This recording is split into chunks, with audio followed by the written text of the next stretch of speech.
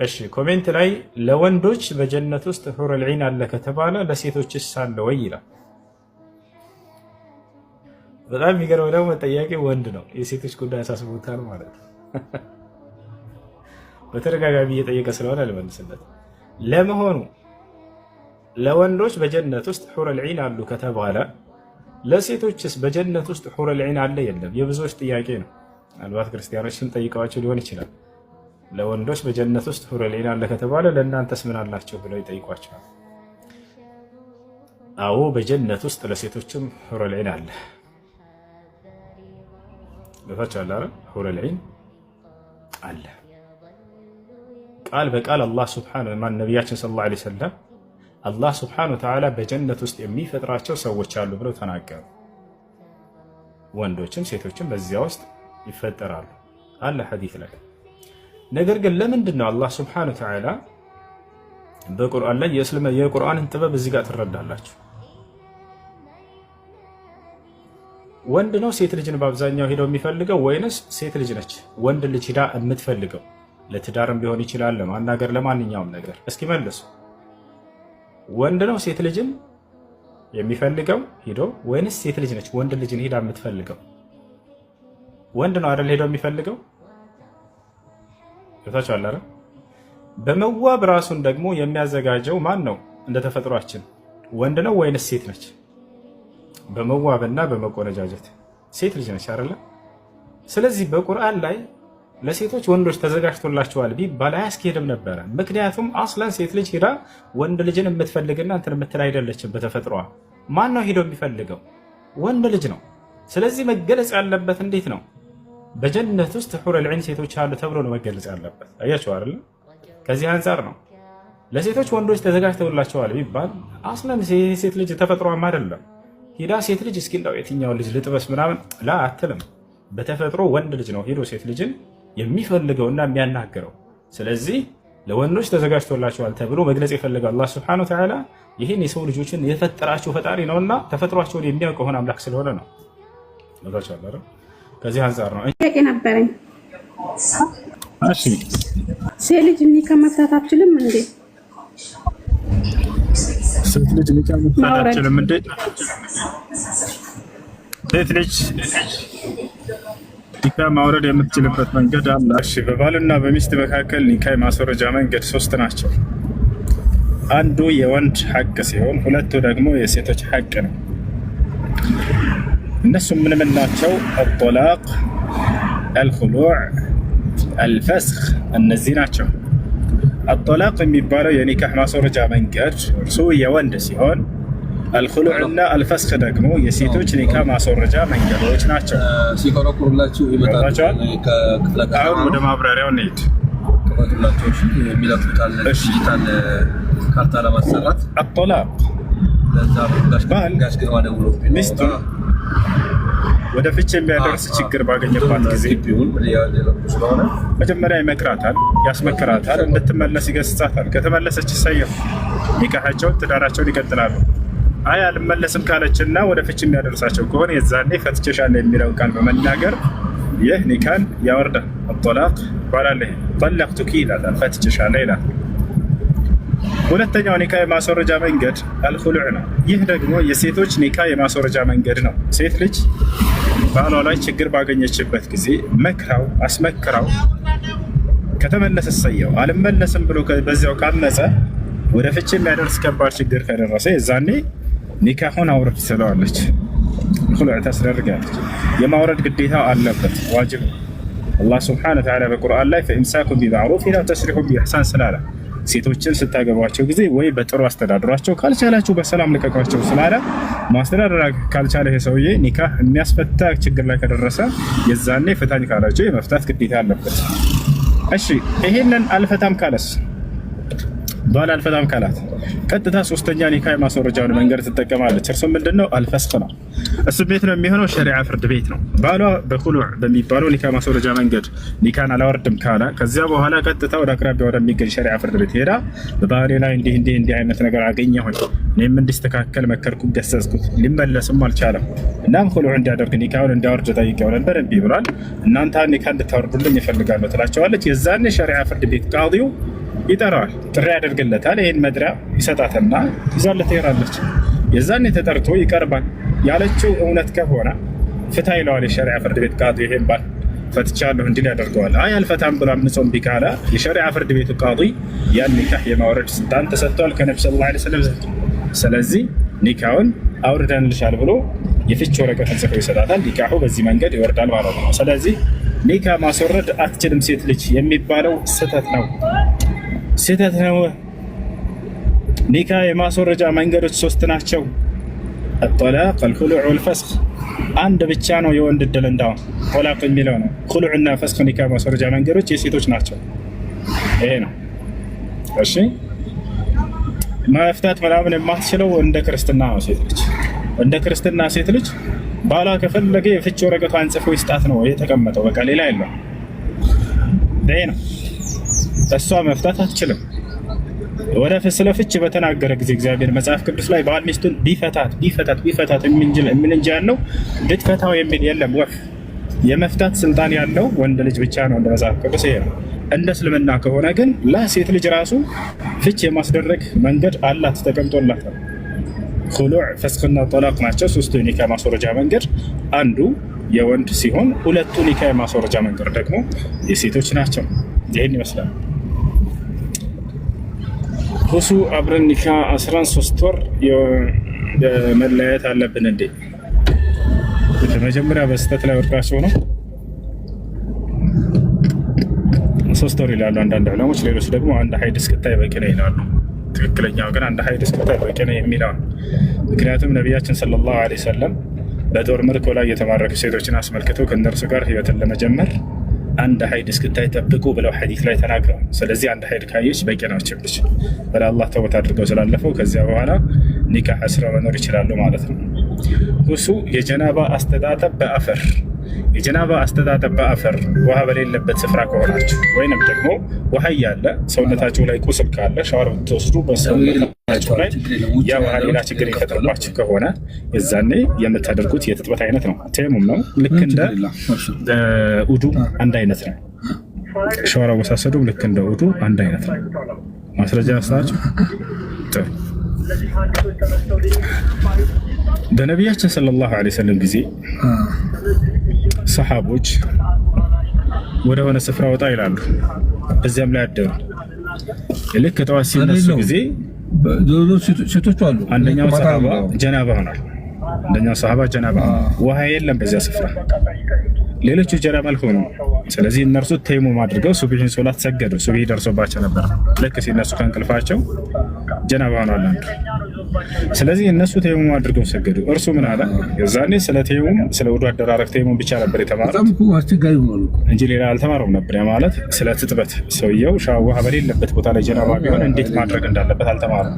ግን በዚያኛው ቅያስ አደረገ ሰሓባ። በዚያኛው አሰበና ገመጠና ውዱ ለማድረግ ፊታቸውንና እጃቸውን በአፈር አብሱ ከተባለ ለሻወር ደግሞ ሙሉ ሰውነትን አፈር መንካት አለበት ማለት ነው ብሎ አሰበና ሰሓባ ሙሉ ሰውነቱን ሄደና አፈሩ ላይ ተንከባለለ። አፈር አስለካ ሰውነቱን። ከዚያ ሰገደ። ከዚያ ከሰገደ በኋላ ሲነጋ ጊዜ ወደ ነብዩ ሰለላሁ ዐለይሂ ወሰለም ጋር ሄደና ነገራቸው። አንተ የአላህ መልእክተኛ ሆይ እኛ ሰሓቦች ጉዞ ወጥተን ነበር፣ እንቅልፋችንን ተኛ።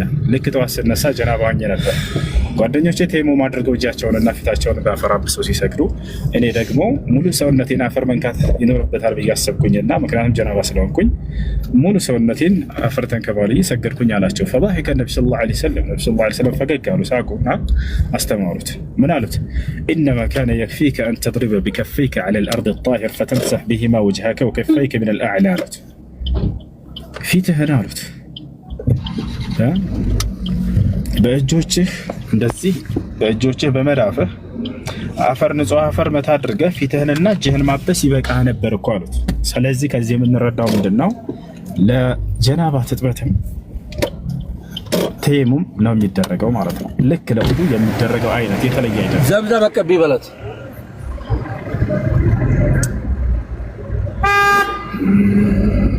إنما يخشى الله من عباده العلماء. وعليكم السلام.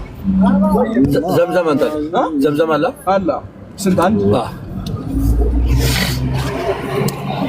كعبة أنا ماستيكا أنا دركتم في الشمال. ለምን ያልወደድሽ? እሺ ጥያቄ አለ ቀጥ ሰላም አለይኩም። አለይኩም ሰላም። ጥያቄ ነበረኝ። ጥያቄ የሆነ አንድ ሴት ልጅ ነዘር ለማድረግ ማለት ነው። አንድ ሴት ልጅ ነዘር ለማድረግ ከባዲያ ሴት ማየት ይቻላል ወይስ ከወንድሟ ወይ ከአባቷ ነው? ምናምን እንትን ምን አልክ? ድገማ። አንድ ሴት ምን ለማድረግ ነዘር ለማድረግ ነዘር ለማየት ማለት ነው። ለማየት እሺ፣ ምን ከተጨርስ ከአባቷ ጋር ነው ወይስ ዝም ብሎ ከባዲያው ሴት ምናምን ማየት ይቻላል? ከመህረም ከዘመድ ጋር ቢሆን የተሻለ ነው፣ በላጭ ነው። አባት ወይንም ወንድም ወይንም አያት ወይንም አጎት ከነዚህ መካከል አንዱ አብራት ሄዶ ያ የሚያገባት ሰው ቢያት የተሻለ ነው። ካልሆነው ግን ይሄ መስፈርት አይደለም። ሶስተኛ ወገን ብቻ መኖሩ ነው የሚያስፈልገው። ምክንያቱም ነቢያችን ሰለላሁ ዐለይሂ ወሰለም ምንድነው ያሉት? لا يخلون رجل بامرأة إلا كان ثالثهم الشيطان። አንድ ወንድ ከአንዲት ሴት ጋር ለብቻቸው ገንጠል ያለ ቦታ ይቀመጡ ሶስተኛቸው ሰይጣን ቢሆን እንጂ ብለዋል። ስለዚህ ሶስተኛ አካል መኖሩ ነው እንጂ መስፈርቱ እዚህ ቦታ ላይ መህረም መሆን አለበት የግድ መስፈርት የለም። ቢሆን ግን የተሻለ ነው፣ ቢሆን የተሻለ ነው። አባቷ ወይ ወንድሟ ቢሆን። አይ ማሻአላህ አለይክ ሙስቲካ ገብቷል።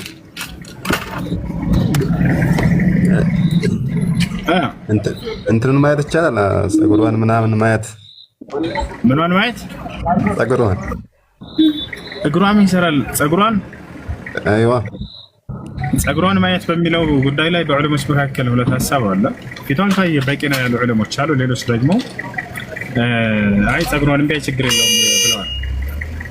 እኔ ግን ይሻላል የምለው ፊቷን ብቻ ማየት ነው። ፀጉሯን ደግሞ ከፈለገ ላኝ አልሐምዱሊላህ ፀጉሯን ከፈለገ ትንገረው፣ ረጅም ነው አጭር ነው የሚለው ከጠየቀ ማለት ነው እንጂ ፊት ከታየ በቂ ነው። ወላሂ አለም ላኝ አልሐምዱሊላህ። እና እግር ያልክ መስሎኝ የሆነ ነገር ትዝ አለኝ። ከሰለፎች መካከል አንድ መልካም ሰለፍ ነበር፣ ሻዕቢ ይባላሉ። በጣም ታላቅ ዓሊም ናቸው፣ ተጫዋችም ናቸው። እና የሆነችን ሴት ሄዶ አያትና ስትንቀሳቀስ አላያትም። ዝም ብሎ ሄዶ ለትዳር ፈልጓት ካያት በኋላ ከዚያ በቃ ወደደና ኒካ አሰረ። ከዚያ በኋላ ኒካ አድርጎ ምናምን ወደ ቤት ሊያመጣት ሲል ሲያመጣት ወደ ቤት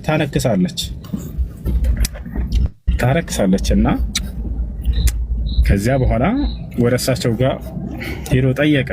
ያ ሊያገባት እንትን የመረጣት ሰው ማለት ነው። ያ ሻዕቢ አላቸው፣ አንቱ ሻዕቢ ሆይ እኔ ጥያቄ አለኝ አላቸው። ጥያቄ ምንድን ነው አሉት።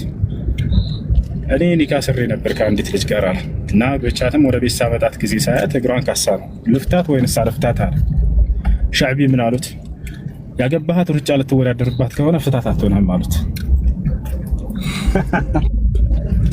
እና ያገባሃት ሩጫ ልትወዳደርባት ከሆነ አትሆንም ፍታት፣ ነገር ግን ለሩጫ ካልሆነ ለትዳር ከሆነ ከእግሯ ምን አለህ አሉት።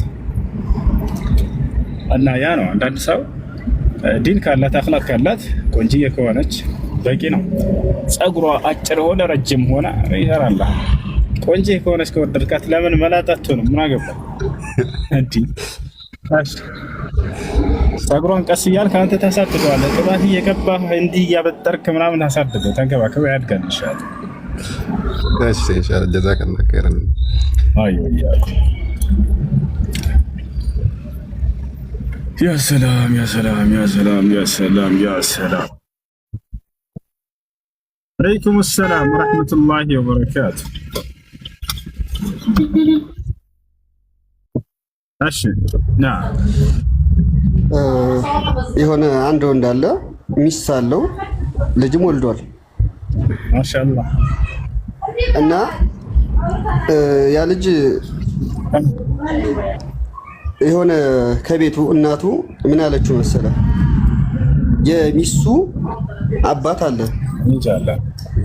የሚስቱ አባት የዚህኛው ልጅ እናት አጥብታ አሳድገዋለች እና ይሄንን አያውቅም። የሆነ ጊዜ ላይ እንደ ቀልድ ነገረችው እና የሚስትን አባት እኮ አጥብቻ አሳድጌዋለሁ ምናምን ስትለው ደነገጠ። ይሄ አሁን እንዴት ይታያል? ልጅ ምን ማድረግ አለበት ማለት በግልጽ አድርገው ባጭሩ እስኪ ያገባት ሰውየው የጥቢ እህቱ እንዳያገባው ለማለት ፈልገህ ነው? አይ የጥቢ እህቱ ሳይሆን የሚስቱ አባትየው ማለት ነው አማቹ እሱ የዚህኛው ልጅ እናት አጥብታ አሳድገዋለች። አልገባኝም ማለት ነው። ይኸውልህ ልጅየው አለ አይደለ? ሚስቱ አለች። የሚስቱ አባት አለ።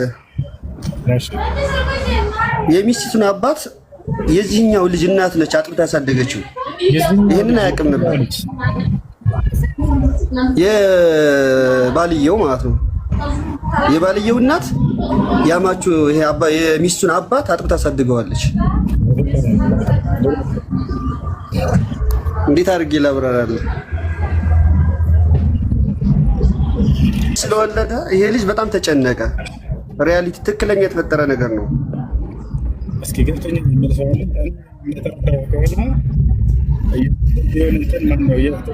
የልጆችን ብዛት የሚፈትንባቸው አይደለም። እስኪ የሚያስረዳ ሰው ያስረዳ።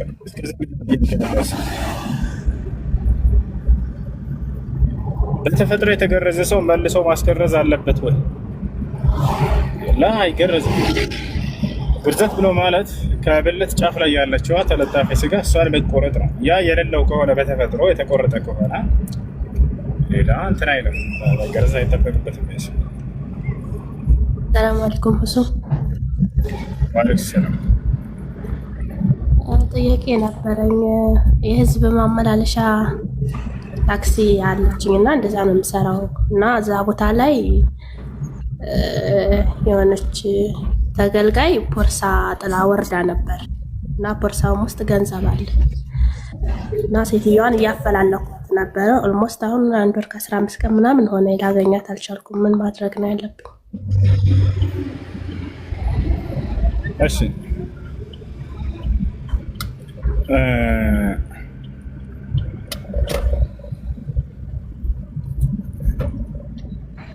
እሺ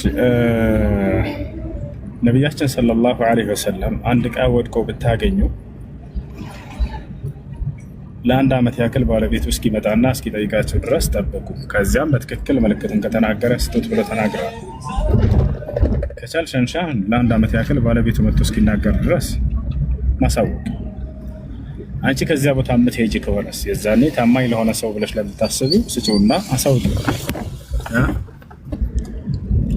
የዛኔ ለእነሱ ትሰጧቸዋላችሁ። በዚህ ቦታ እንዲህ አይነት ገንዘብ አግኝቻለሁ፣ ባለቤቱ መጥቶ ይህን ምልክት ከተናገረ ስጡት ብላችሁ ለዚያ ለታማኝ ሰው አስተላልፋችሁ ትሄዳላችሁ።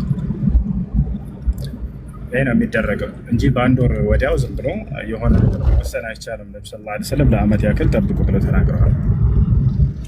አየሽ።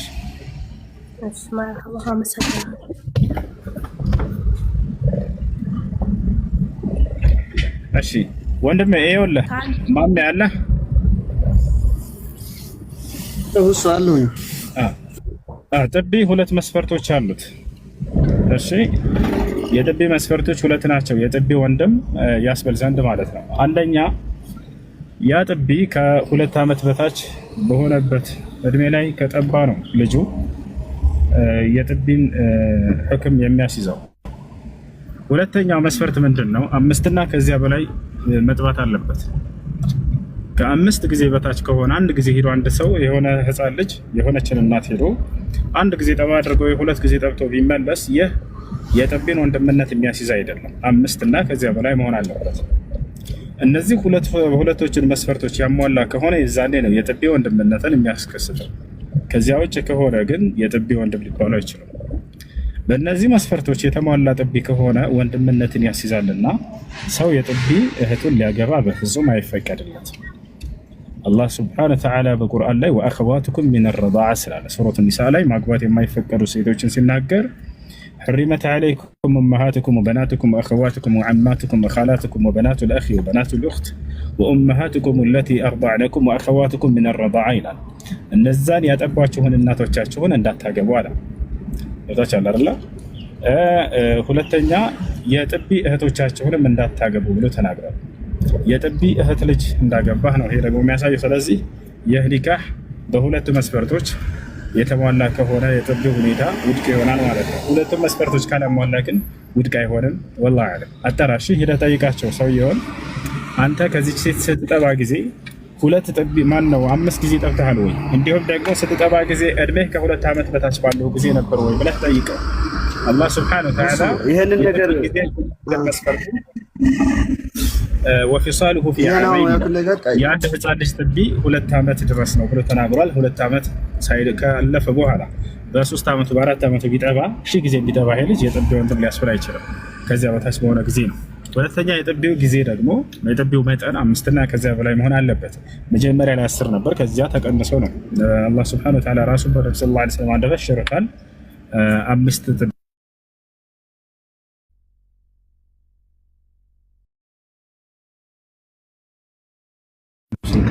ጊዜ ላይ ብስገባ አውቀው ይደረጋል ብሎ ዳይቨርት ማድረግ ትችላለች። ወላሂ እሺ እና እንዳልኩ ልጅየው ከ2 ዓመት በታች ነው ጥቢውን የጀመረው ነው የተባለው። ይሄን ጠይቀን ነበር። ከ2 ዓመት በታች ነው። እሺ እንደዚያ ከሆነ የጠባው ጊዜ ደግሞ ከ5 ጊዜ በላይ ነው ማለት ነው አይደለ?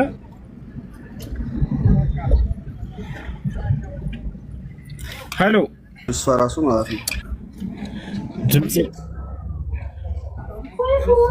ድምጼ ይሰማ። ድምጼ ካልተሰማ ከላይ ያለው ሌላው ልቀው መሰል እንዲሰማ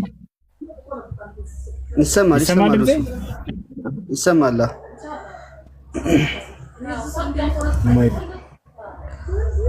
ኔትወርክ የተቆራረጠ መሰለኝ። ግን ነገር ደርቤ ስለነበር ነው መሰለኝ። አሁን ይሰማል። አይደል? ይሰማል። አሁን ይሰማል። ከላይ ልብስ ደርቤ ነው በጣም የሞቀኝ ስለነበር ነው። አሁን ደግሞ መነጽር ሳደርግ በደንብ ይሰማል። እሺ ሌላኛው ጥያቄ ምን ነበር?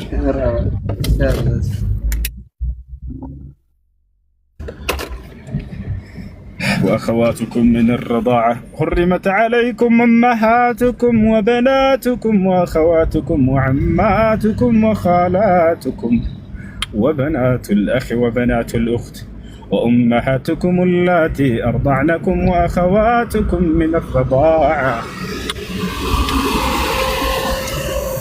በአላህ ራበኝ 500 ብር አግዙኝ ይላል። እየረጋጋምክ እየጻፍክ ነው። አቋርጠው ኮሜንትንና በውስጥ አካውንትን አስቀምጥልኝ። ወላሂ እልክልሃለሁ። 500 ብር ነች እልክልሃለሁ። ኮሜንትን አቋርጠው እሺ። በቃ ምሳህንም 500 ጨምረልሃለሁ። አይ ኮሜንትን አቋርጠው እሺ። ሰላም አለይኩም።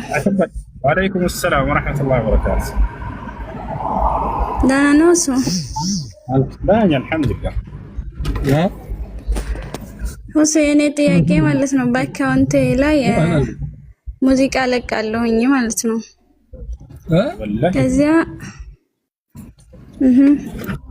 ከዚያ ባሌ አትልቀቂ ይለኛል በተደጋጋሚ አጠፋና እንደገና ደግሞ ለቃለሁ። ከዚያ በጣም በተደጋጋሚ ብዙ ጊዜ ነግሮኛል። አሁን ለቅቄ አጥፊ ሲለኝ አላጠፋም አልኩት። ካላጠፋሽ ፈዝቼሻለሁ አለኝ እና እኔ ከወርዷል ያኔ እኔ ባላጠፋም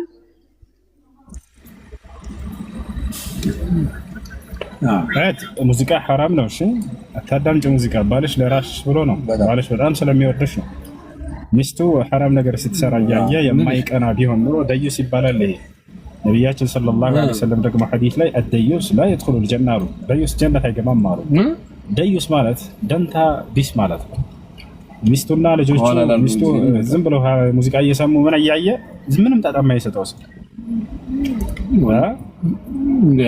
ስለዚህ እንደዚያ መሆን የለበትም። ይሄ ባል መልካም ባል ነው ላንቺ። ሐራም ነገር ስትሰሚ ሲያይ ጊዜ ስትሰሪ ሳይ ጊዜ ይህንን መከልከሉ በጣም የሚያስወቅሰው ሰው የሆነ ባል ምርጥ ባል ነው። በቃ መጥፎ ባል ብሎ ማለት ዝም ብሎ ችላ የማይሰጠው ነው። እንደዚህ ሀራም ሚስቱ እየሰራች ሙዚቃ እያዳመጠች ዝም የሚል ነው። ስለዚህ ይሄን ባልሽን አንቺ ታዘዥው፣ የሚልሽን አድርጊ፣ አጥፊው። እሺ ልጆች ልወጣ ነው። በቃ በኋላ እገባለሁ ኢንሻአላህ። ሰላም አለይኩም ወራህመቱላሂ ወበረካቱ። ቻው ቻው ቻው።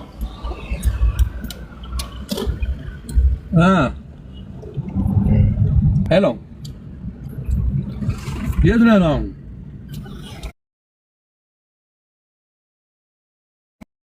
የት ነህ ነው?